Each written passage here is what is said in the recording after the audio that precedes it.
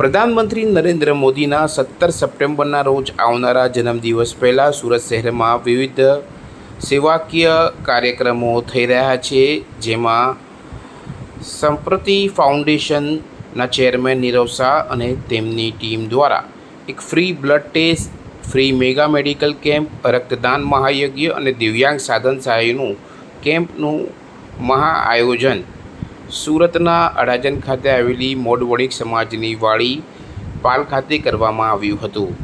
પ્રધાનમંત્રી મોદીના જન્મદિવસ નિમિત્તે સુરત સાંસદ મુકેશ દલાલની પ્રેરણાથી સંપત્તિ ફાઉન્ડેશન દ્વારા આયોજિત સેવાયજ્ઞના આ કાર્યક્રમમાં કેન્દ્રીય કેબિનેટ મંત્રી CR પાટીલ સહિત અનેક ભારતીય જનતા પાર્ટીના કાર્યકર્તાઓ અને નેતાઓ ઉપસ્થિત રહ્યા હતા. આ કાર્યક્રમમાં સેવા સમર્પણ સાથે પ્રધાનમંત્રી નરેન્દ્ર મોદીના 75મા જન્મદિવસે 75 ટ્રાયસિકલ, 75 ફોલ્ડિંગ વોકર, 75 જોડી બગલ ઘોડી દિવ્યાંગોને અર્પણ કરવામાં આવી હતી.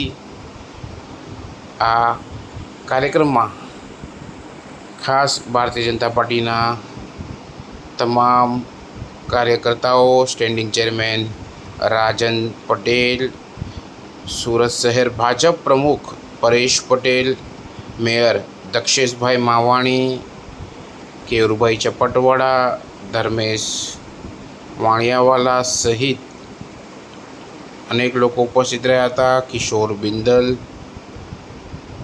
શશિકલાબેન ત્રિપાઠી તેમજ સ્થાનિક અડાજણ વિસ્તારના નગરસેવકો સહિત સૌ કોઈ આ કાર્યક્રમમાં ઉપસ્થિત રહ્યા હતા. અને આ નીરવભાઈ શાહ અને તેમની ટીમ દ્વારા આયોજિત સંપ્રતિ સેવાયજ્ઞ ફાઉન્ડેશનના આ સેવાકીય કાર્યક્રમને સૌ કોઈએ વધાવ્યો હતો.